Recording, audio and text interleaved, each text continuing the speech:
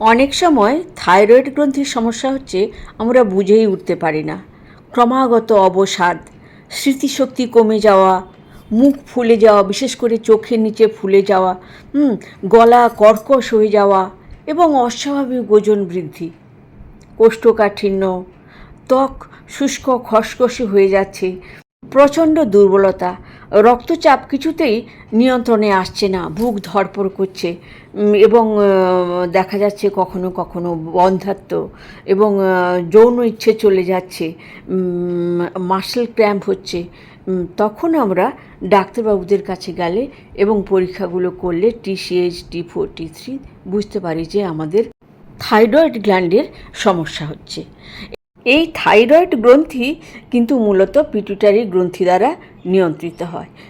Pituitary গ্রন্থি থেকে যে হরমোন TSH বা থাইরয়েড স্টিমুলেটিং হরমোন, সেটি কিন্তু থাইরয়েড গ্রন্থি থেকে যে 3টি হরমোন, মূলত 2টি T3, T4 এবং ক্যালসিটোনিন নিয়ন্ত্রিত হয়। শরীর সুস্থ রাখতে এই থাইরয়েড গ্ল্যান্ডের গুরুত্বপূর্ণ ভূমিকা রয়েছে। তাহলে আমরা দেখি থাইরয়েড গ্ল্যান্ড মূলত কী কী কাজকর্ম করে। এটি আমাদের বিপাক প্রক্রিয়া এবং ওজন নিয়ন্ত্রণে সাহায্য করে। এটি আমাদের হার্ট রেট নিয়ন্ত্রণে সাহায্য করে। রক্তচাপ এবং শ্বাস প্রশ্বাস, রেসপিরেটরি সিস্টেমও এর দ্বারা নিয়ন্ত্রিত হয় দেহের তাপমাত্রাও, এবং আমাদের গ্রোথ, মানসিক এবং শারীরিক যে বিকাশ, সেগুলো কিন্তু নিয়ন্ত্রণ করে এই থাইরয়েড গ্রন্থি। এবং আমাদের মুড নিয়ন্ত্রণ করে, আমাদের অবসাদ, ক্লান্তি, ভয়, অবসাদ ইত্যাদি সব কিছু কিন্তু নিয়ন্ত্রণ করে এই থাইরয়েড গ্রন্থি। আমাদের যে মেনস্ট্রুয়েশন সাইকেল যে ঠিকঠাক হবে তা সেটাও নিয়ন্ত্রণ করে থাইরয়েড। তাহলে আমাদের মানসিক স্বাস্থ্য এবং যৌন স্বাস্থ্য নির্ভর করে থাইরয়েড গ্রন্থির সুস্থতার উপরে। এই থাইরয়েড গ্রন্থির 2 ধরনের সমস্যা হয়। একটি হচ্ছে হাইপোথাইরয়েডিজম, একটা হচ্ছে হাইপারথাইরয়েডিজম। মেইনলি হাইপোথাইরয়েডিজমই বেশি হয়, কিন্তু হাইপারথাইরয়েডিজমও সমান গুরুত্বপূর্ণ। আন্ডার অ্যাক্টিভ থাইরয়েড হরমোন মানে যখন থাইরয়েড হরমোনগুলো ঠিকঠাক কাজ করতে পারে না, বা T4 হরমোন থেকে T3 যেটা অ্যাক্টিভ ফর্ম অফ হরমোন সেটা ঠিকঠাক তৈরি হয় না, তখন কিন্তু আমাদের TSH বেড়ে যায়। এবং স্বাভাবিকভাবেই রক্তে যখন থাইরয়েড হরমোন বেশি মাত্রায় থাকে তখন TSH রক্তে কমে যায়। এই যে TSH বেড়ে যায় তার কারণ হলো যে রক্তে ঠিকঠাক থাইরয়েড হরমোন নিঃসৃত হতে পারছে না, এবং তাকেই আমরা বলছি হাইপোথাইরয়েডিজম। এবং যখন TSH কমে যায় তখন দেখা দেয় হাইপারথাইরয়েডিজম। নর্মাল রেঞ্জ কত TSH-এর? 4 থেকে 4.6 মিলি ইউনিটস পার লিটার। এখানে আপনারা দেখুন যে হাইপোথাইরয়েডিজম এবং হাইপারথাইরয়েডিজমের পার্থক্যগুলো কী কী। হাইপোথাইরয়েডিজমে লো হরমোন লেভেলস থাকে, ওজন বৃদ্ধি পায়, অবসাদ, ডিপ্রেশন এবং কাজে আলস্য, স্লাগিশনেস এসে যায়, হার্ট রেট স্লো হয়ে যায়, আর খুব শীত ভাব থাকে। আর হাইপারথাইরয়েডিজমে হরমোন লেভেলস খুব হাই থাকে, ওয়েট লস হয়ে যায়, ক্রমাগত রোগা হতে থাকে, এবং এই যে উদ্বেগ, নার্ভাসনেস, অস্বস্তি, খিটখিটে হয়ে যাওয়া, এইসব সমস্যা দেখা দেয়। হার্ট রেট বেড়ে যায়, সারাক্ষণ গরম লাগে ইত্যাদি সমস্যা হয়। এবং এইগুলোর কারণও রয়েছে যে কী কী কারণে এই থাইরয়েড হরমোন ঠিকঠাক কাজ করে না তাই নিয়ে আলোচনা করি। মূলত আমরা হাইপোথাইরয়েডিজম নিয়ে কথা বলবো। কারণগুলো কি কি? প্রধান কারণ হচ্ছে অটোইমিউন ডিজিজ, যাকে আমরা হাসিমুখো বলি। যখন আমাদের ইমিউন সিস্টেম ভুল করে আমাদের গ্রন্থিগুলোকে অ্যাটাক করে।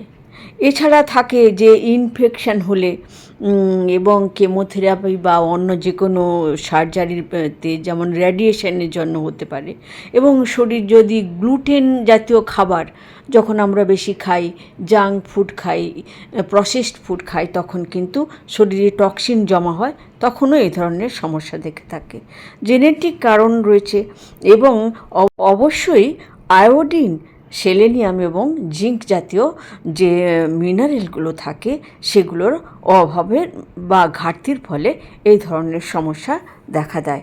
এবং অবশেষে বলি যে পিটুইটারি গ্ল্যান্ড, যেটা টিএসএইচ হরমোন নিঃসৃত করে, সেটার যদি সমস্যা দেখা দেয় তাহলেও কিন্তু থাইরয়েড গ্রন্থির অসুবিধে দেখা দেয়। কারণ থাইরয়েড গ্রন্থি পিটুইটারি গ্রন্থি নিয়ন্ত্রিত বা মস্তিষ্ক থেকে নিয়ন্ত্রিত একটি গ্ল্যান্ড। সুষম খাদ্য গ্রহণ, পর্যাপ্ত ঘুম, অ্যালকোহল জাতীয় পানীয় গ্রহণ কম করা এবং অবশ্যই কতগুলো বিশেষ ধরনের এক্সারসাইজ আছে, সেগুলো করলে কিন্তু আমাদের এই থাইরয়েড গ্ল্যান্ড কিন্তু ঠিকঠাক কাজ করতে পারবে। আর যে খনিজ পদার্থ এবং ভিটামিনগুলো অত্যন্ত গুরুত্বপূর্ণ এই হাইপোথাইরয়েডিজমের জন্য, সেগুলো হচ্ছে আয়োডিন রিচ ফুড। আয়োডিন কোথায় পাওয়া যায়? আমরা যেটা আয়োডিন রিচ সল্ট খাই সেটা অবশ্যই খাবো। তার সঙ্গে সামুদ্রিক মাছ, চিংড়ি মাছ, দুধ, দই, ডিমের মধ্যে কিন্তু প্রচুর পরিমাণে আয়োডিন থাকে। এছাড়া যে সি উইডগুলো পাওয়া যায়, সি কেল্প ইত্যাদি, এগুলো থেকে আমরা যদি আয়োডিন পেতে পারি তাহলে কিন্তু এটি খুব ভালো হয়। দ্বিতীয় যে আমাদের দরকার যে খনিজ পদার্থটি, সেটি হচ্ছে সেলেনিয়াম। সেলেনিয়াম ডিমের মধ্যে পাওয়া যায় এবং ব্রাজিল নাটের মধ্যে অত্যন্ত বেশি পরিমাণে পাওয়া যায়, যেটি মাত্র 1-2টি খেলে প্রতিদিনের সেলেনিয়ামের অভাব পূর্ণ হয়ে যাবে। এবং জিঙ্ক, যার মধ্যে কুমড়ো বীজের মধ্যে প্রচুর পরিমাণে পাওয়া যায়, ছোলা, ডালগুলোর মধ্যে পাওয়া যায়, চিকেনের মধ্যে পাওয়া যায়, এগুলো খেলে আমাদের অ্যাক্টিভেটেড হয়ে যাবে thyroid hormone. Vitamin D, B12, magnesium, iron জাতীয় খাবার, ওমেগা-3 ফ্যাটি অ্যাসিড প্রদাহ নিরোধ করতে সাহায্য করে এবং থাইরয়েড গ্রন্থির সুস্থতার জন্য এটি অত্যন্ত জরুরি। ফাইবার জাতীয় খাবার ফ্যাটিক থেকে কোষ্ঠকাঠিন্য রোধ করতে সাহায্য করে। ওটস, কিনোয়া, নানা রকম ফল, সবজি, বিশেষ করে ঘন রঙের শাকসবজি আমাদের এই সমস্ত খনিজ পদার্থ আমাদের শরীরে প্রবেশ করায় এবং আমরা সুস্থ থাকি। তাহলে কি কি খাবো না? এই প্রসেসড ফুড, গ্লুটেন আছে, এরকম ফুড আমরা কম খাবো। আর গোয়েট্রোজেনিক ফুড বলতে যেগুলো বোঝায় ক্রুসিফেরাস ভেজিটেবল, যেমন ব্রোকলি, ফুলকপি, বাঁধাকপি, এগুলো কম খাবো এবং স্টিম বা রান্না করে খেলে কিন্তু কিছুটা কমে যায়। সয়াবিন বা সয়াবিনের প্রোডাক্ট আমরা কম খাবো। সর্বাঙ্গাসন, প্রাণায়াম, ব্রিদিং এক্সারসাইজ কিন্তু এই হাইপোথাইরয়েডিজম কমাতে অনেকটাই সাহায্য করে এই সব খাদ্য গ্রহণের সঙ্গে সঙ্গে। দেখা গেছে প্রতিদিন আপনি যদি 1 চামচ ধনিয়া বীজ সারা রাত্রি ভিজিয়ে পরের দিন সকালে সেই জলটি পান করেন, তাহলে বিপাকীয় প্রক্রিয়া বেড়ে যাওয়ায় এটি আমাদের থাইরয়েড হরমোনের জন্য অত্যন্ত ভালো কাজ করে। আশা করি এই নিয়মগুলো অনুসরণ করলে আপনারা উপকৃত হবেন। মতামত জানাতে ভুলবেন না প্লিজ।